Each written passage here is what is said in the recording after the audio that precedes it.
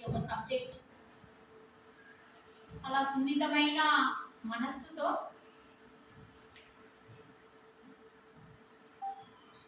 అలా ఉన్న వాళ్ళు తొందరగా కలిసిపోవడము, కలిసిపోయేటువంటి కళ అనేది వారికి ఉంటుంది. కొద్ది రోజుల తర్వాత తెలిసింది తాను తనకి చదువు నేర్పినటువంటి గురువు పట్ల అభిమానంతో, కృతజ్ఞతతో తను ఏ రకంగానైతే సాహిత్యపు కళలను తనకి ఒక వరంగా ప్రసాదంగా అందించినటువంటి గురువు పట్ల అభిమానంతో తాను ఒక రచన చేసినట్టుగా, దానికి పుస్తక రూపము ఇచ్చినట్టుగా, ఆ పుస్తకాన్ని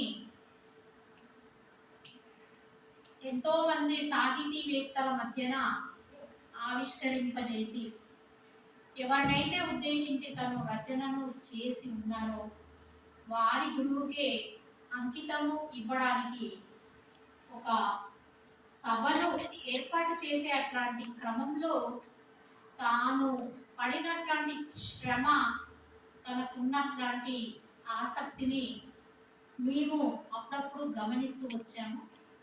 ఎందుకంటే ఏ రోజుకు ఆ రోజు తను ఎవరిని కలుస్తున్నారు, వారి దగ్గర సమయాన్ని తీసుకొని, అనుమతిని తీసుకొని ఆ సభను ఏర్పాటు చేసే అట్లాంటి పనిలో తాను నిమగ్నమయ్యి మొత్తానికి నిన్నటి రోజున తను అనుకున్నటువంటి పనిని సఫలము చేసి అందరి మన్ననలు అందుకొని మన మనసును కూడా దోచుకొని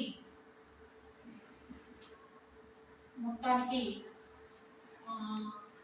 మా నుండి చిరు సత్కారాన్ని అందుకునే ఈ సందర్భంలో వారికి ఇవే నా శుభాకాంక్షలు. మరి పిల్లలు, మీరు ఎప్పుడు కూడా పుస్తకాలలో చదువుతూ ఫలానా రచయిత ఫలానా రచనలు చేశాడు, కవి పరిచయం, రచయిత పరిచయం అని ఇలా చదువుతూ ఉంటారు. అంతే తప్ప ఆ రచయితలతో, ఆ కవులతో మీకు ప్రత్యక్ష సంబంధం అనేది మీకు ఉండదు. కేవలం పుస్తకాలలో చదవడము, వినడము, లేకపోతే టీవీలలో చూడడము అలా మాత్రమే చేస్తారు తప్పించి, అలాంటి ఒక రచయిత మన మధ్యనే ఉండి తాను ఒక మంచి సాహితీవేత్తగా,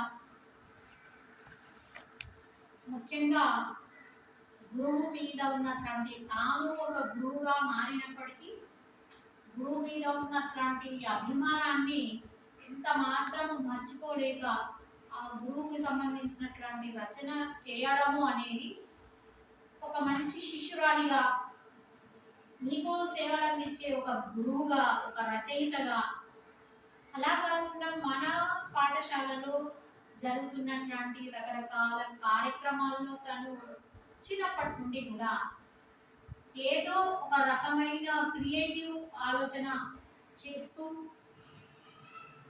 ఇటు డ్రామాలు వేయించడం కానివ్వండి, బుర్రకథలు, సోది, అలా మంచి మంచి తన అభిరుచులను మీ ద్వారా మా అందరికీ పరిచయం చేస్తూ చాలా మంచి సేవలని తను అందిస్తున్నారు. నిజంగా ఆ డ్రామాకి కానివ్వండి, లేకపోతే తను చేయించేటువంటి యాక్టివిటీకి సంబంధించి మిమ్మల్ని ఏమంటారు, మిమ్మల్ని మేకప్ చేసేటువంటి విధానం కూడా చాలా డిఫరెంట్గా ఉంది. మామూలుగా డ్యాన్స్లకి పిల్లలు మేకప్ అయ్యి డ్యాన్స్ ప్రజెంటేషన్ ఇచ్చే అట్లాంటి క్రమంలో చేసుకునే అట్లాంటి మేకప్ వేరుగా ఉంటుంది. కానీ మేడం మిమ్మల్ని డ్రెస్అప్ చేసి మిమ్మల్ని మేకప్ చేసే అట్లాంటి విధానం కూడా డిఫరెంట్గా ఉంటుంది.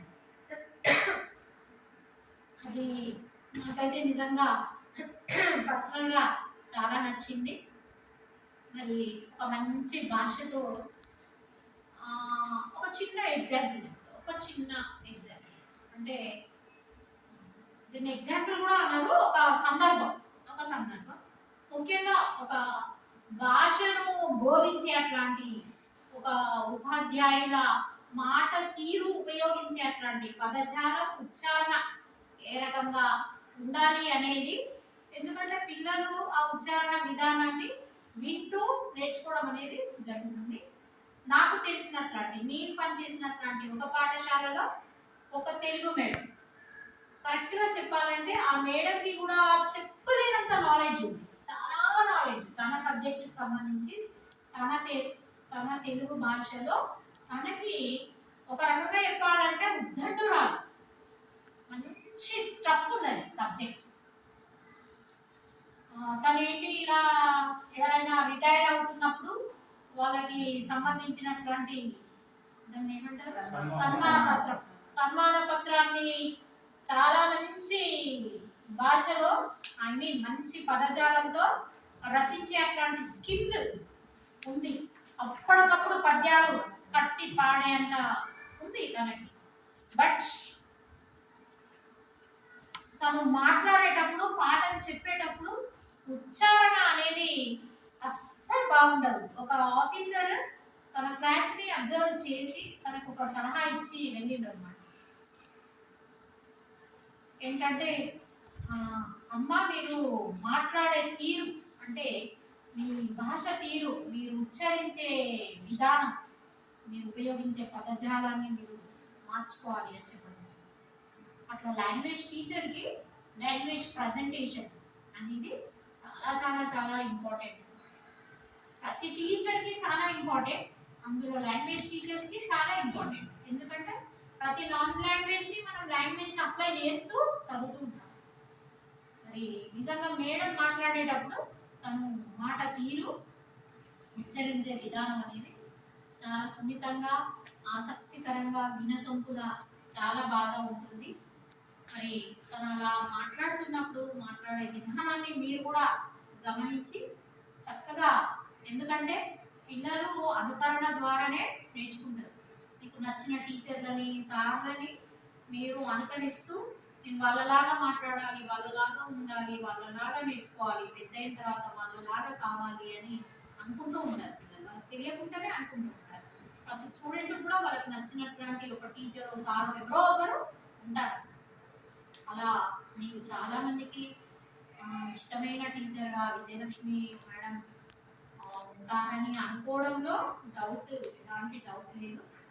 మరి భవిష్యత్తులో కూడా ఇంకా చాలా కాలము మన పాఠశాలలో మనతో కలిసి మేడం పనిచేయాలని మనస్ఫూర్తిగా కోరుకుంటూ, తనకున్నట్లాంటి సాహిత్యాభిలాషని పిల్లల్లో కూడా పెంపొందింప చేస్తూ పిల్లలకు కూడా సాహిత్యం పట్ల అభిరుచిని కలుగజేసే అట్లాంటి రకరకాల యాక్టివిటీస్ని చేపట్టి మరి అలా చేస్తారనే నమ్మకం ఉంది. చేయగలుగుతారు, తను చేసే అట్లాంటి ఓపిక, కోరిక అనేది మనకు ఉన్నాయి నా అబ్జర్వేషన్లో. మరి భవిష్యత్తులో కూడా ఇంకా మంచి మంచి రచనలు చేసి మాలాంటి వారికి కూడా సాహిత్యం, ఎందుకంటే ఒక 6 నెలలు సహవాసం చేస్తే వారు వీరు వారు అవుతారు అని అంటారు. ఇట్లా రచనలు చేసే వారి పక్కన ఉంటే మనకు కూడా రచించే అంత శక్తి లేకపోయినా రచనలు కాస్త చదివే అట్లాంటి ఆసక్తిని మాలాంటి వాళ్ళకు కూడా కలగజేయాలని కోరుకుంటూ, ఇంకో భవిష్యత్తులో చాలా చాలా మంచి పనులు చేయాలని మనసా వాచా కోరుకుంటూ ప్రస్తుతానికి మీ అందరి దగ్గర సెలవు.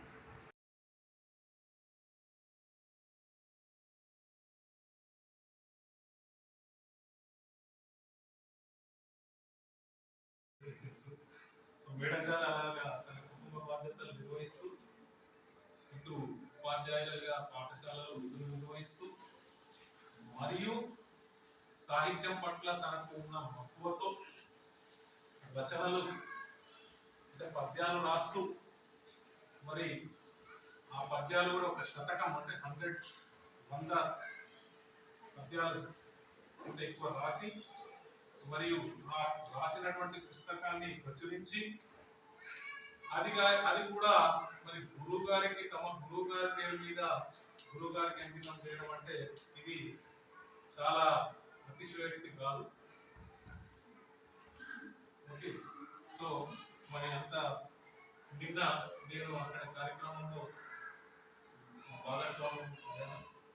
మరి అక్కడ వక్తలు చాలా బాగా తెలుగు భాష అంటే దేశ భాషలందు తెలుగు లెస్స అని కవులు అన్నారు.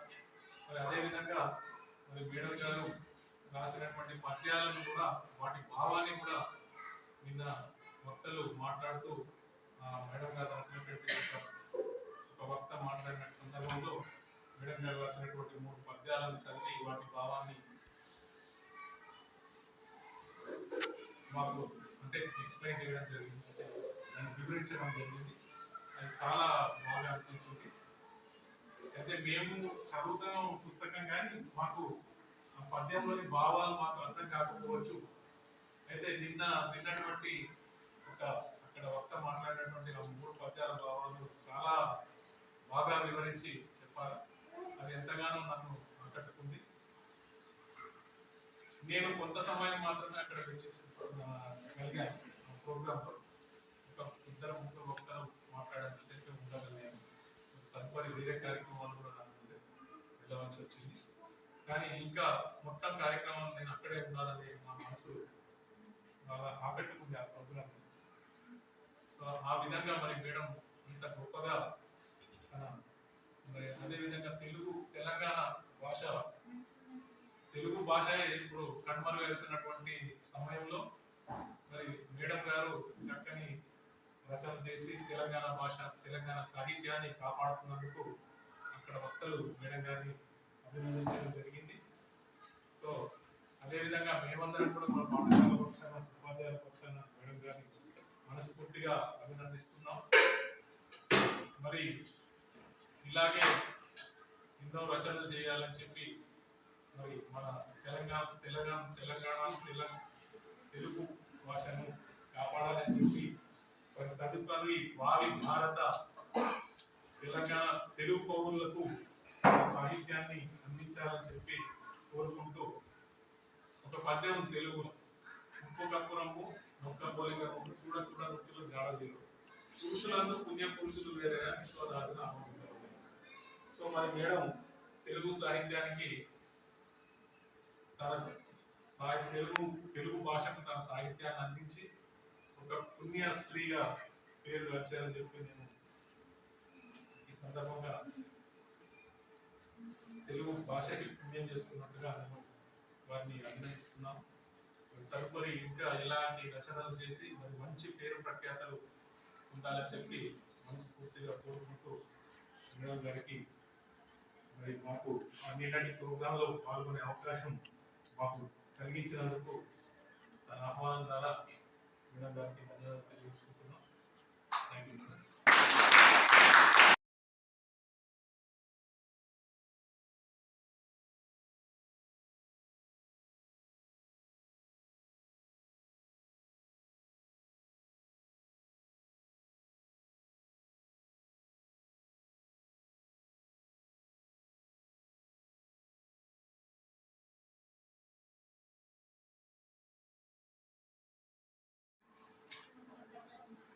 నేటి తరం కవయిత్రి తెలుగుదళం సభ్యురాలు అయిన మేడం గారికి ఒక ఫ్రెండ్గా కొలిగ్గా ఉండడం అనేది అదృష్టంగా భావిస్తున్నాను. ఇంత వెళ్ళే ప్రోగ్రాంలో మేడం గారు జస్ట్ వాళ్ళ గురువు గారికి పద్యాలు ఇష్టమన్న ఒక భావన దృష్టిలో పెట్టుకొని ఆ సార్కి నచ్చినట్టుగా మేడం పద్య రచన మొదలు పెట్టడం అనేది అక్కడ ముంబై సార్కి బాగా నచ్చిన అంశం. ముఖ్యంగా ఈ బుక్ గురించి చెప్పాలంటే ఇంకా బుక్ ఎవరు మొత్తం చదవలేదు, కేవలం ముందు మాట అయిన ముంబై సార్ గారి మాట, నంది శ్రీనివాస్ గారు, యుగేందర్ గారు, ఇంత సంపత్ గారు వాళ్ళు ముందు మాట ఇచ్చిండ్రు. జస్ట్ అవి ఒకసారి వీలైతే చదవండి. ఆ మాటలలో మేడం యొక్క గొప్పతనం ఎంత ఉన్నది అనేది మనకు ఈజీగా అర్థమవుతుంది. అంత మటుకు మాత్రం నేను చదివిన.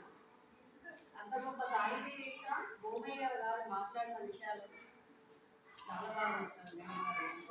మేడం ఏది రాసినప్పటికీ ఫస్ట్ భూమయ్య సార్ గారికి పంపిస్తారు. ఇది కరెక్టా కాదా అని. మేడం భూమయ్య సార్ అంటే మేడం అంత నమ్మకం. సార్కి కూడా అంతే, మేడం రాసిండ్రు అంటే పర్ఫెక్ట్గా ఉంటుంది. సార్ మేడం స్టార్టింగ్లో రాసిన కథలన్నీ సార్ పంపించినప్పుడు సార్ ఎంత అయిపోతున్నారంటే తెలంగాణ యాసలో మేడం పంపిన కథలు చదువుతుంటే ఆ పాత్రలు అనేవి కళ్ళ ముందు కనిపిస్తున్నాయి నాకు. ఆ పాత్రలు అక్కడ ఉండి వాళ్ళు ఏం మాట్లాడుతున్నారేమో అన్నట్టుగా నాకు భావన కలిగేది అని చాలా బాగా మెచ్చుకున్నారు భూమయ్య గారు. నంది శ్రీనివాస్ గారు తెలంగాణ భాషా పూదోటలో అక్షరం పూలు ఊహించిన గౌతమాని విజయలక్ష్మి గారు అని ఉండడం జరిగింది. అలా ఒకరు కాదు, అందరూ చాలా మంది మేడం గారు అంటే చాలా బాగా అంత గొప్పతనం మేడంలో ఉంది. ప్రతి పద్యంలో కూడా మేడం యొక్క సామాజిక స్పృహ అనేది మనకు కనిపిస్తుంది. మేడం ఏది వదలలేదు. మొట్టమొదట గణపతి దేవుని పూజిస్తాం కదా, మేడం యొక్క మొట్టమొదటి పద్యం గణపతి దేవుని మీద సరస్వతి దేవి పార్వతి దేవి పూజిస్తూ ఉన్నాం మొదటి పద్యం. ఆ తర్వాత సామాజిక స్పృహ ప్రతి అంశం మనకు కనిపిస్తుంది. ఒక్కొక్క పద్యానికి దానికదే ప్రత్యేకత. వీలైతే మీరు ఒకసారి చదవండి, చాలా బాగా అనిపించింది. సామాజిక స్పృహకు సంబంధించింది ఒక పద్యం నాకు బాగా నచ్చింది, ఒకసారి వినండి. కర్ణరోగం అత్తే కాటికే పోకట అగ్గి లేదు పెయ్యి బొగ్గి కాదు ఇంత బతుకు బతికి ఇంటెంక సచ్చుడే ఉమానారి మాట బుద్ధి.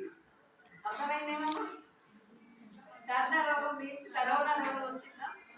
కరోనా రోగం వస్తే అప్పుడేమి దహన సంస్కారాలు ఉన్నాయా? ఇంట్లో వచ్చిందంటే వాడు ఇంట్లో రావాల్సిందే. నలుగురు అనేవాళ్ళు వచ్చేవాళ్ళ లేదు కదా. అలాంటి ఒక సామాజిక స్పృహ ఇలా రాసిన మేడం తీసుకున్న అంశమే తెలంగాణ మాండలికం. అది మనకు అర్థం కాదు. యాక్చువల్గా మన తెలంగాణకు ప్రత్యేక యాస అంటూ ఉండదు, కానీ మనం దాన్ని మర్చిపోయినాం. ఈ రోజుల్లో అది కనుమరుగైపోయింది మొత్తాన్ని. ఆ యాసను అలాంటి పదాలను కాపాడిన రచయిత్రి మన విజయలక్ష్మి గారు. ఈ విషయంలో భూమయ్య సార్ చాలా సంతోషపడ్డారు. వీలైతే మీరు ఈ పదాలన్నింటినీ ప్రిజర్వ్ చేయండి అమ్మా, ఇవి నేను అసలు కనుమరుగైపోయినాయి అనుకున్నా, ఇవి చూడడం వల్ల నాకు చాలా సంతోషమైంది. అసలు ఎక్కడ దొరకబట్టింది ఇవి పదాలన్నీ, ఎంత బాగా రాసింది అని చాలా బాగా సంతోషపడ్డారు సార్. అలాంటి పదాలు ఇక మీదట కూడా ఎవరు రాయరు. ఈ రాసిన పదాలని మీరు ప్రిజర్వ్ చేయండి. ఎలా చేస్తారో నాకు తెలియదు అని చెప్పింది సార్. చాలా బాగా అనిపించింది. ఒక్కొక్క పదం మేడం తీసుకున్న పదాలు అసలు ఎట్లా తడుతున్నాయో అర్థం కాలేదు.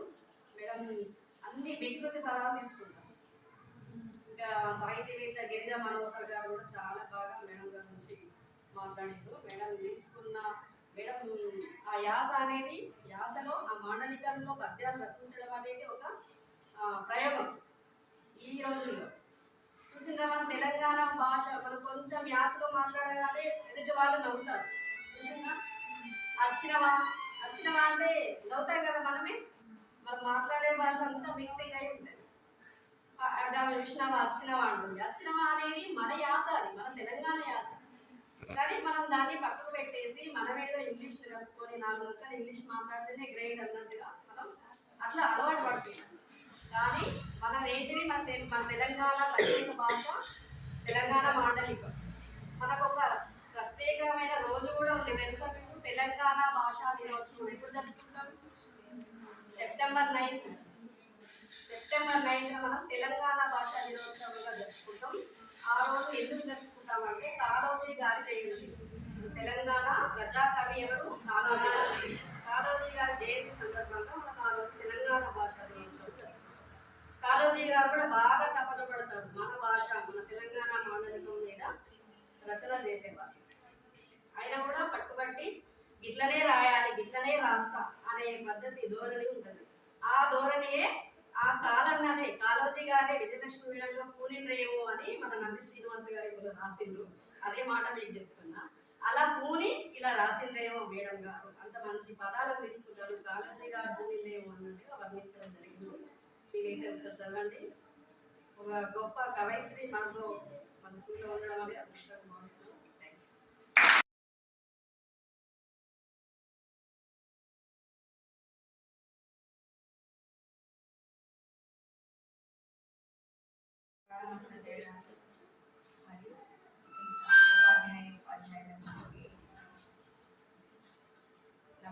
నమస్కారం మరియు విద్యార్థులకు శుభాశిస్సులు మరియు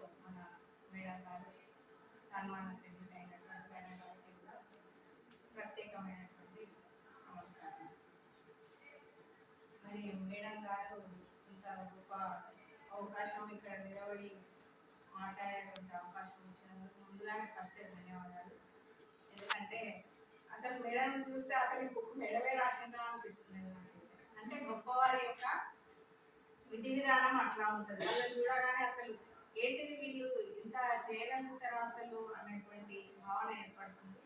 అట్లా అసలు మేడం మాతో ఉంటున్నప్పుడు అనిపిస్తుంది అసలు బుక్ అంతా మేడం ఎంత నాలెడ్జ్ ఉన్నప్పటికీ కూడా ఇంత సిన్సియర్గా ఇంత సింపుల్గా ఉండడం ఏంటి అనిపిస్తుంది. అట్లనే గొప్ప వాళ్ళందరూ కూడా ఎవరిని తీసుకున్నప్పటికీ కవయిత్రులైనా సరే ఏ రంగంలోనైనా గొప్ప వాళ్ళంతా కూడా ఇలాగానే మరి ఉంటారని చెప్పడానికి మేడం గారు మనకు సాక్ష్యంగా నిలబడడానికి మనము చాలా సాహిత్యంలో నేను ఎప్పుడు ప్రతిరోజు చెప్తూనే ఉంటాను. మీరాబాయి, సుభద్ర కుమారి చౌహాన్, ఇట్లా మహాదేవి వర్మ ఇట్లా చెప్పుకుంటూ వెళ్తూ ఉంటాం.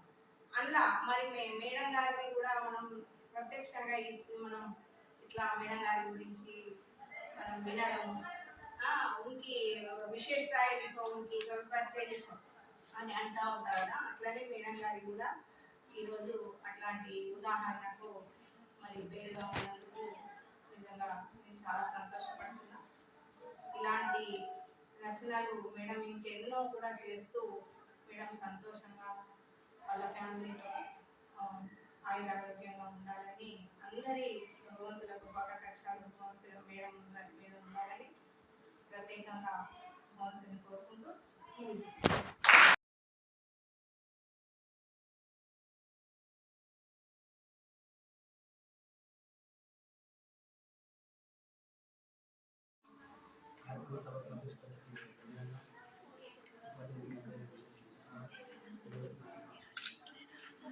మేడం గారు మన దసరా ఉత్సవాలు బయట జరుపుకున్నాం. అప్పుడు తన పాట నుంచి స్టార్ట్ చేసిందండి. పిల్లలకు బోధన కానీ ఆగస్టు పిల్లలకు డ్రెస్సింగ్ చేయడం కానీ చూసుకుంటే ఇన్నిటి అంటే సాంస్కృతిక కార్యక్రమం చేయడం బోధన చేయడం అట్ ద సేమ్ టైం ఇన్ని రోజులు కష్టపడి ఈ యొక్క బుక్కులు రాసిన అనేది అది మామూలు విషయం కాదు. చాలా ఎంతో జ్ఞానం సంపాదించింది. మళ్ళీ ఈ రోజుల్లో ఏంటంటే గురువును మర్చిపోతున్నారు పిల్లలు మర్చిపోలేదు. బోధన చేసిన గురువును తనకి ఇష్టమని తన పేరు మొత్తం వచ్చేటట్టు రాస్తూ తెలంగాణ మాటలు కానీ ఈరోజు మనం తప్పిస్తూ ఇంకా పనిచేయడం చాలా గర్వంగా ఫీల్ మా మనసులో పనిచేయడం. అలాగే మేడం ఇంకా చాలా ఫ్యూచర్ కనుక ఇలాంటి పుస్తకాలు ఇంకా రాసి మంచి పేరు తెచ్చుకోవాలని కోరుకుంటూ మీకు ఏంటంటే ఇట్లా సన్మానం మీ ముందు చేస్తామంటే మీరు కూడా అంటే మేడలకు చూడండి, లేకపోతే వివిధ రంగాలు కూడా మీరు టాప్ వెళ్ళి మీరు కూడా ఇట్లా సన్మానం పొందాలని మీరు కూడా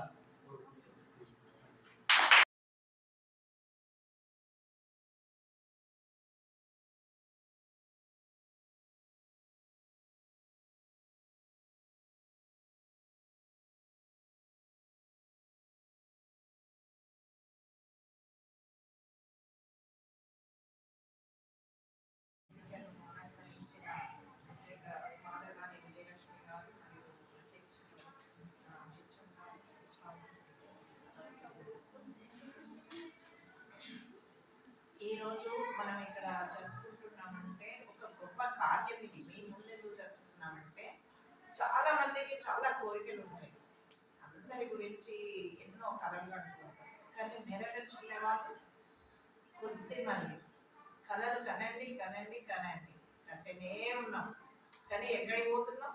ఎక్కడికి లేదు. ఎక్కడ ఇచ్చిన పొంగడి అక్కడే. అంటే కళలు కనండి, రీచ్ అవ్వండి. అంటే ప్రస్తుతానికి మన మేడం రీచ్ అయింది, కళలు కన్నారు, రీచ్ అయింది. మనం రీచ్ కావాలని అంటే దానికి కొన్ని సంవత్సరాల శ్రమ అవసరం. మేడం ఇవాళ ఒక్కరోజు రాయలేదు, ఉద్యోగం చేస్తూ పిల్లల్ని చూస్తూ మళ్ళీ తన కర్తవ్యం నిర్వహిస్తూనే కొన్ని 107 పైన ఉంటేనే కదా అన్ని రాసి. అంటే తనకు ఎప్పుడో మొదటి రోజు ఆ వాగ్దాటి తనకు నచ్చి దానిని దృష్టిలో ఇలా కావాలి అని ఎవరు ముఖ్యంగా ఫస్ట్ సార్ అన్నారు మీకు ఆడవాళ్ళు చాలా పనులు ఉన్నాయి, ఇంటి పనులు వంట పనులు ఎప్పుడు తప్పించుకోలేము. రేపు మహిళా దినోత్సవం కదా, పొద్దున వంట చేసే బయటికి పోవాలి, ఏ ఫంక్షన్ ఉన్నా రమ్మంటారు అందరూ. మహిళా దినోత్సవం రండి సెలబ్రేట్ చేసుకుందాం రండి రండి అంటారు. కానీ పొద్దున ఏం చేయాలి మనం ఇంట్లో అన్ని చేసి వీళ్ళకి పెట్టి మనం పొద్దున వీళ్ళు మెసేజ్ తీసుకుంటున్నారు అంతేనా? సో ఇవన్నీ జరుగుతూనే ఉంటాయి. ఇవన్నీ జరుగుతూనే ఉంటాయి. అందులో నుండి వచ్చిందే ముఖ్యం కదా. అందులో నుండి బయటికి మనం రావాలని అంటే నేను మీకు క్లాస్ లో కూడా చాలా సార్లు కౌన్సిలింగ్ చేస్తూ ఉంటాను. ఒక్క రోజులో మనం ఏది సాధించలేమో, మన మెదడులో ఏది ఉందో దాన్ని మనం బయటికి తీసేదానికి ప్రయత్నం చేస్తేనే ఈ స్థానంతో వస్తుంది. ఒక ఆమె భర్త రాయలేదు, ఆమె పిల్లలు రాయలేదు, పిల్లలు ఉద్యోగాలు నిన్న వాళ్ళు వచ్చే పరిస్థితిలో కూడా లేదు. ఇద్దరు ఉద్యోగాలలో ఇద్దరికి సెలవు దొరకలేదు, ఇద్దరు రాలేదు పిల్లలు. సో భర్త ఒకడు హెల్ప్గా ఉన్నాడు, అక్కడ పని జరిగింది. అంటే మీరు కూడా ఆలోచించుకోండి, మనకు ఎవ్వరో ఫ్యామిలీ సపోర్ట్ ఉంటుంది, అన్న సపోర్ట్ తమ్ముడు సపోర్ట్ అన్నది ఈ రోజులలో ఎవరిని కూడా ఊహించుకోవద్దు. నేను అదే ముఖ్యంగా చెప్పేది, ఆడవాళ్ళకి అవసరం ఆ స్ట్రెంత్ తీసుకొని మనం ముందుకు పోతేనే ఇలాంటివి. లేదంటే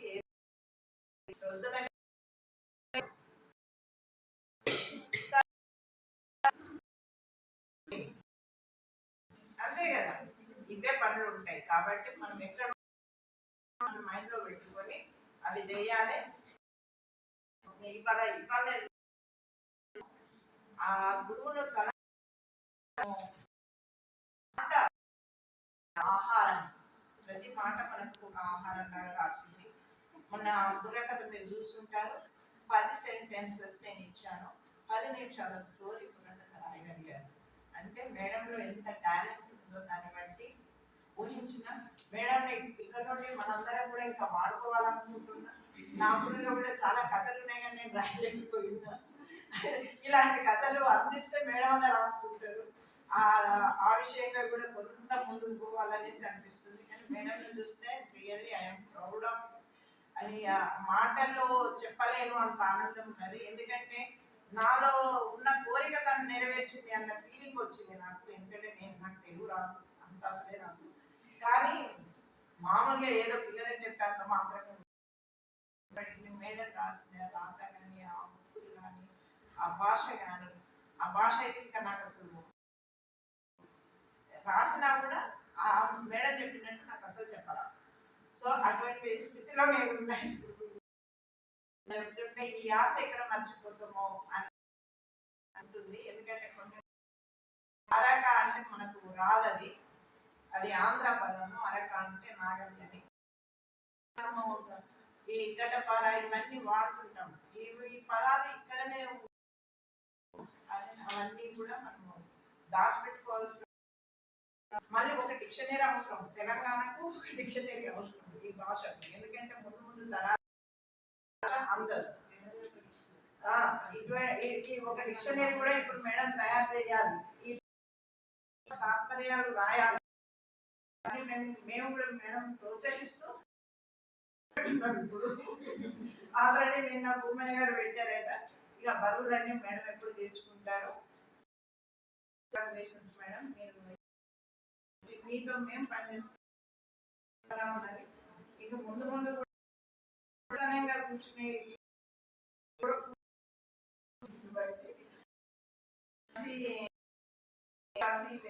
మంచిది అందజేశారు. ఇంకా మంచి మంచి సామాజిక ఇంకా ఎదగాలనేసి మీరు ఇంకా వాటి మీద ఫోకస్ చేసి రాయాలని కోరుకుంటూ ఇచ్చిన సమయాన్ని కృతజ్ఞతలు తెలియజేస్తున్నాను.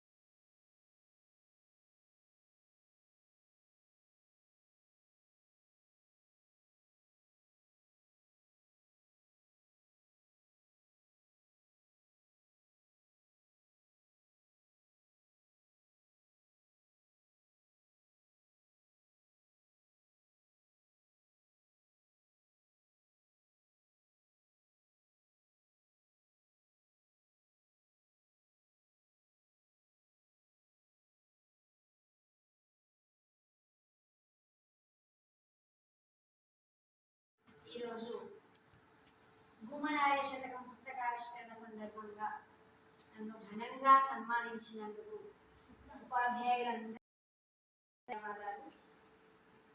ప్రియమైన విద్యార్థిని విద్యార్థులకు నా శుభాశీస్సులు.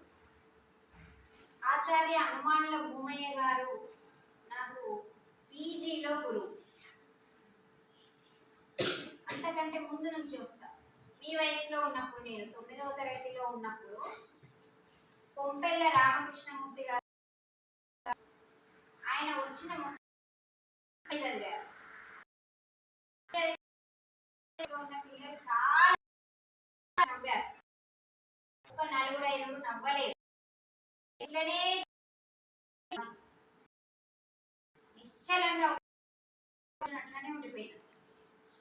పద్యం చదివారు, దానికి భావం చెప్పారు, అయిపోయింది సమయం. మళ్ళీ తెల్లవారు వచ్చిన తర్వాత సార్ ఏం చేసి పదానికి అర్థం రాయించారు. ప్రతి పదార్థం ఉంటుంది కదా మీకు, అది రాయించారు. బోర్డు మీద రాయలేదు, చెప్పారు నోటితో, మేము రాసుకోవాలి. రాసుకున్నాం. రాసుకున్న తర్వాత నేను ఇట్లానే ఇట్లా తీసుకున్నారు. వెంటనే ఆడింది. సార్ వచ్చి నన్ను ఏమంటారు, మొత్తం మొదటి పదం వరకు పదము చదివి తాత్పర్యం ఎట్లా రాయాలి, ఇంతవరకు నిలువుగా రాసిండ్రు కదా ప్రతి పదానికి అర్థాలు, ఇవన్నీ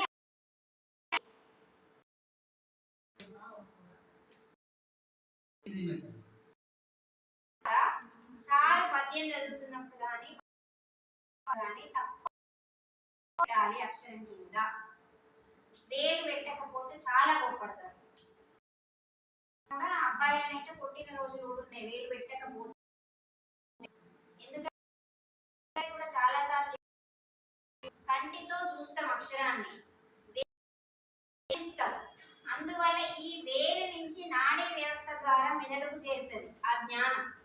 ఆ చూసిన అక్షరాన్ని, పలికిన అక్షరాన్ని మనం మర్చిపో. అంటే పాఠాన్ని ఎంత చూడండి. అట్లా 2 సంవత్సరాలు 10వ తరగతి అయిపోయిన తర్వాత ఎంత బాధ కూడా ఈ సార్ మనకు 6వ తరగతిలో ఎందుకు రాలేదు అయిపోయింది. అక్కడ 10వ తరగతి ఉన్నప్పుడు రామకృష్ణమూర్తి సార్ ఏం చెప్పారు అంటే, అమ్మ నువ్వు హనుమానుల భూమయ్య సార్ దగ్గర చదువుకోవాలి. ఈ హనుమానుల భూమయ్య ఎవరో నాకు తెలియదు. ఇంటర్మీడియట్ పింగిలి కాలేజ్, డిగ్రీ కూడా పింగిలి కాలేజ్. అక్కడ ఒక మేడం లీడర్ గా పనిచేశారు పరవస్తు లక్ష్మి గారు. ఆమె కూడా ఇంటర్మీడియట్ డిగ్రీలో అందరూ నా తోటి వాళ్ళందరూ వేరే సైన్స్ గ్రూపుల్లో అప్లికేషన్ పెట్టుకున్నారు. నేను కూడా గొర్రె దాటుతానం కదా మనది, ఎవరేం చేస్తే మనం అదే చేస్తాం. నేను కూడా దానికే పెట్టుకున్నాను. అప్పుడు ఈ ఫోన్లు లేవు, ల్యాండ్ బాబు నా కడుపులో ఉన్న డిగ్రీ ఫస్ట్ ఇయర్ ఇంకా కాలేదు. మేడం ఫోన్ చేసి పిలిపించి, అమ్మ నీకు ఇది కాదు, తెలుగు చదువుకోవాలి, తెలుగు చదువుకుంటే నీకు తొందరగా ఉద్యోగం వస్తుంది, నువ్వు జీవితంలో స్థిరపడుతుంది, నీకు అది అవసరం, ఇప్పుడు నీవు జీవితంలో స్థిరపడడం అనేది నీకు చాలా అవసరం అని చెప్పి ఆమె అప్లికేషన్ మార్పించి HPML history, political science, modern language Telugu అక్కడ డిగ్రీ అయిపోయింది. డిగ్రీ ఇక వెంటనే తర్వాత చదువు ఉంటుంది కదా, మళ్ళీ పీజీకి వచ్చిన తర్వాత ఎంట్రన్స్ రాయాలి, పీజీలో సీట్ రావాలి. పరీక్షకు ఆ కొంపెల్ల నువ్వు పండగలకు పోతాం కదా అమ్మ వాళ్ళ ఇంటికి, ఇగో ఈ పుస్తకాలు తీసుకుపోయి చదువుకొని ప్రవేశ పరీక్ష రాయమ్మా అని తీసి పెట్టేవాళ్ళు అనమాట నాకు సార్. అవి తీసుకొచ్చుకొని చదువుకుంటే పీజీలో సీట్ వచ్చింది. అవి అప్పుడు కనిపించింది హనుమానుల భూమయ్య సార్. కనిపించిన తర్వాత మొట్టమొదటి రోజు క్లాస్కు వెళ్ళి ఇట్లనే కూర్చున్నాం. ఇలాగా కూర్చున్న తర్వాత సార్ వచ్చారు, పంచకట్టులో వచ్చిండు సార్, హనుమానుల భూమయ్య సార్. మేము నవ్వినాం అందరం. మరి సార్ అంటే ప్యాంటు షర్ట్ వేసుకొని రావాలి కదా, పంచకట్టుతో వచ్చింది సార్. మంచిగా కూర్చున్నాడు. మీరు చూడలేదు తర్వాత అంటే గురువులకి ఇది కూడా స్వరూపం. దానికరిస్తారని వచ్చి పరీక్ష పెట్టింది. అందరూ తలా ఒక పీజీలో. ఇంకా అప్పుడు ఇంకా అక్కడ ఎట్లా జరిగిందో 9వ తరగతిలో మళ్ళీ అక్కడ ఇక్కడ కూడా అదే జరిగింది. అందరూ భయపడి మొదలు పెట్టిన వాళ్ళు మధ్యలోనే ఆపేసి ఒక సార్ అయితే ఆయన కూడా ఇప్పుడు తెలుగు సార్ అయింది ఖమ్మంలో. ఈ దోసపాటి నాగేశ్వరరావు గారిని ఎస్ఆర్పి ఇప్పుడు అక్కడ అంటే స్టేట్ రిసోర్స్ పర్సన్ గా ఉన్నారు మేడం. ఆయన భారతంలో 18 వెతుకున్నాడు శ్రీవాణి గిరిజాస్తిరాయ అని. అంటే భూమయ్య సార్ ముందు మనం చూపెట్టుకోవాలి కదా, ఆగిపోయింది. అట్లా అందరు తల ఒకటి చదివిండ్రు, నేను కూడా ఒకటి చదివి. సిరిగల వానికి చెల్లును తరముల 16,000 తగ పెళ్ళాడను తిరిపమునకిద్దరాండ్రా పరమేశా గంగవిడు పార్వతి చాలు. అంటే బాగా డబ్బులు ఉన్న వాళ్ళకు ఇద్దరు భార్యలను పోషించే శక్తి ఉంటది. శ్రీగల వానికి చెల్లును తరుణులు 16,000 శ్రీకృష్ణుని గురించి చెప్తున్నాడు. తరుణులు అంటే స్త్రీలు. తిరిపేమనకి ఇద్దరాండ్రా భిక్ష పెట్టుకునే వాడికి నువ్వు శివుడివి, నీకు భిక్ష పెట్టుకుంటావు, తెల్లారేస్తే నీకు ఇద్దరు ఎందుకయ్యా గంగమ్మ గౌరమ్మ, మేము ఇక్కడ ఎండాకాలం వచ్చి మా నాలుకలు తడారిపోతున్నాయి, గంగని విడు పార్వతి చాలు నీకు అని శ్రీనాథుడు. దీన్ని ఆశు పద్యం అంటారు. అంటే అప్పటికప్పుడు ఆయన దాహం వేస్తే అప్పటికప్పుడు పద్యం అని చెప్పుకున్నాడు. కృష్ణదేవరాయలు శ్రీనాథుడు ప్రయాణం చేస్తూ ప్రయాణం మధ్యలో ఆ పద్యం చెప్పిన నేను. సార్ ఎవరిని మెచ్చుకోరు, మనసులో ఉంటది అంతే. ఇక అట్లా పీజీలో 2 సంవత్సరాలు. భూమయ్య సార్ పాఠం లేకపోతే ఆ రోజు యూనివర్సిటీకి పోయినా మాకేం మనసు బాగుండేది కాదన్న. అట్లా అట్లా పరిచయం అయ్యి మళ్ళీ పీజీ అయిపోయిన తర్వాత కూడా మళ్ళీ చదవాలి. భూమయ్య సార్ దగ్గరనే చదవాలి కదా ఊకి. మళ్ళీ ఎంఫిల్ సారే గైడ్నా. అట్లా మొదలైన పరిచయం ఇప్పటి వరకు కొనసాగుతూనే ఉంది. ఇట్లాంటి గురువు నాకు మొట్టమొదటి బడిలో ఉన్న సార్. అంటే బడిలో ఉన్నప్పుడు ఉపాధ్యాయులకు విద్యార్థులకు మధ్య అనుబంధం అనేది ఎంత అర్థం చేసుకోండి. ఏదైనా ఇప్పుడు సంస్కృతిని కాపాడుకోవాలంటే ఒక బడిలో పిల్లల్ని చూస్తేనట అనిపిస్తుందట కొందరికి, ఈ బడిలో పీఈటీ మేడము పీఈటీ సారు లేరు, అందుకే పిల్లలు ఇట్లున్నారు. తెలుగు మేడం లేరు, ఎందుకు అట్లా అనిపిస్తుంది చెప్పండి? వేషధారణ, మాటలు విరబోసుకొని రావడాలు. ఈ జడ వేసుకోవడానికి 3 రకాలు ఉన్నాయి మేడం.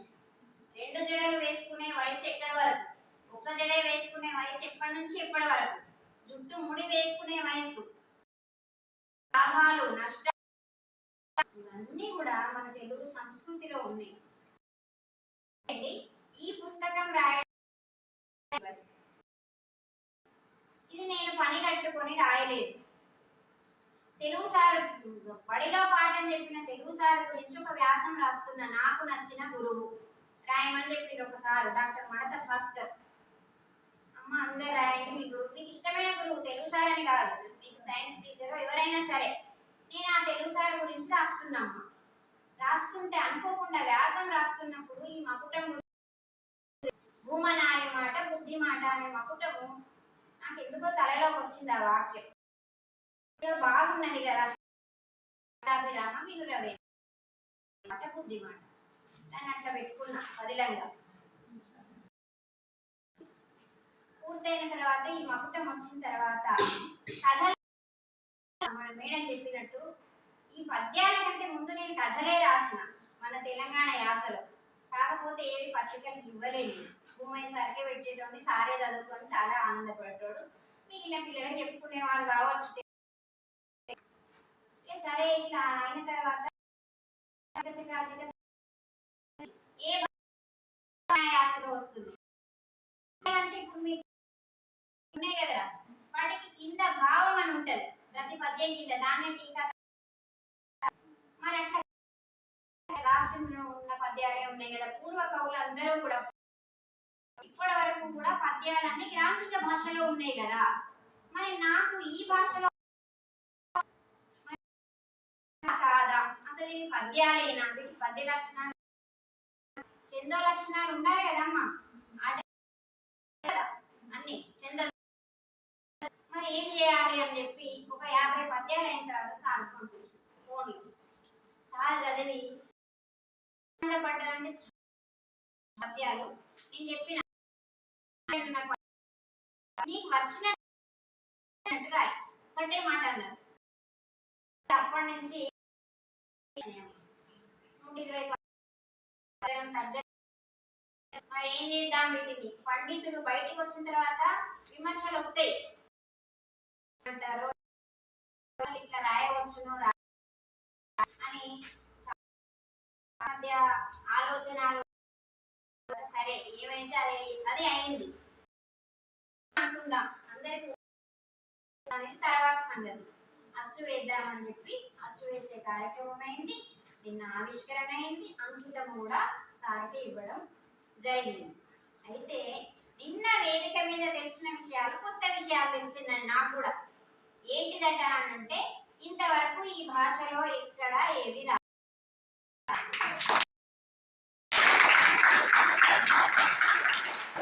ఏమనుకునేదానంటే ఈ భూమయ్య సార్ చాలా గొప్ప కవి కదా, ఈ భూమయ్య సార్కి ఇది తెలియదు కావచ్చు, అందుకే నేను ఏది రాసినా మంచిగా ఉన్నది అంటాను అనుకున్నా మేడం. ఎందుకంటే వ్యవహారిక భాష వాళ్ళు ఎక్కడ చదవరు, వినరు, వెతురు కట్ట సార్ మన జగిత్యాల దగ్గర అని నేను అనుకున్నా. కానీ ఆయన మొత్తం నిన్న చెప్తుంటే అసలు నేనైతే ఆశ్చర్యపోయినా. అసలు ఎక్కడ కూడా భద్రపరచలేదు ఈ భాష. ఇప్పుడు ఏమన్నారు అని అంటే దీని గురించి నేను సంతోషపడడం లేదు, దీనికంటే ముందు వచ్చిన కథలు రావాలి బయటికి, ఇంకొక బాధ్యత. ఇప్పుడు ఆ కథలని 10 కథలు పోయినాయి సెల్ ఫోన్లో. 2 సంవత్సరాలు కష్టపడి టైప్ చేసినాయండి, సినిమా మార్చేసరికి పోయింది. అదొక బాధ. నువ్వు రాసినాయి కదా మళ్ళీ మొదలు పెట్టారు. ఇక head of the department Telugu doctor మామిడి లింగయ్య గారు, ఆయన ఏమంటున్నారమ్మా, ఇది మన భాషే మీకు అర్థమవుతుందిరా. సార్ వాళ్ళు కూడా గొప్ప గొప్పలు మాట్లాడారు కదా ఇందాక మేడం అన్నట్టు, మన భాష మాట్లాడతలేం మనం, పుస్తకాలలో ఉన్నది పత్రికా భాష మాట్లాడుతున్నాం. ఆ సార్ ఏమంటారంటే మీరు తొందరగా టీకా తాత్పర్యం రాయాలి, దీనికి నేను 10వ తరగతిలో పుస్తకాలలో పెట్టిస్తా అని ఆ సార్ అంటారు. దీనికి ఏం టీకా తాత్పర్యం రాస్తాం మనం? సరే నిన్న మేడం టైం ఉన్నది, 1 నిమిషం నిన్న వేదిక మీద నాకు అసలు సమయము అంటే నేను తీసుకోకూడదని వాళ్ళు అనలేదు, కానీ నాకంటే పెద్దవాళ్ళు మాట్లాడాలని నేను అసలు ఏం మాట్లాడలేదు. ఏదో 2 నిమిషాలు మాట్లాడినా. మీకు ఒక్కటే పద్యం చదివిపిస్తా, మీకు అక్కడే అర్థమైపోతుంది. భూమయ్య సార్కి అంకితం ఇచ్చినాం కాబట్టి ఆయనకి ఎందుకు అంకితం ఇచ్చినాను అనేది ఒక పద్యం చెప్పిన నేను. చూడండి.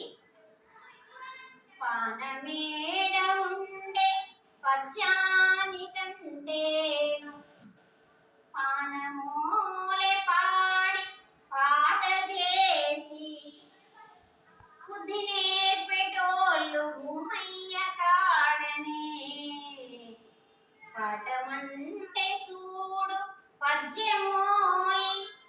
పద్యాల భూమయ్య అని సార్ పేరు వచ్చింది. నిజంగా పద్యంలో ఉన్న పాఠం చెప్పాలంటే సారే చెప్పాలి, పద్యం చదవాలంటే సారే చదవాలి, అంత బాగా చదువుతారు పద్యాన్ని. కాబట్టి ఈ పద్యానికి ప్రాణం ఎక్కడ ఉన్నదంటే భూమయ్య సార్ దగ్గర ఉన్నదని నా మనసుకు అనిపించింది. అందుకనే నేను భూమయ్య సార్కి అంకితం ఇచ్చిన, లేకపోతే నేను రాసింది ఎవరికైనా ఇవ్వచ్చు. అది విషయం అర్థమైందా? ఇంకొక పద్యం చదవనా?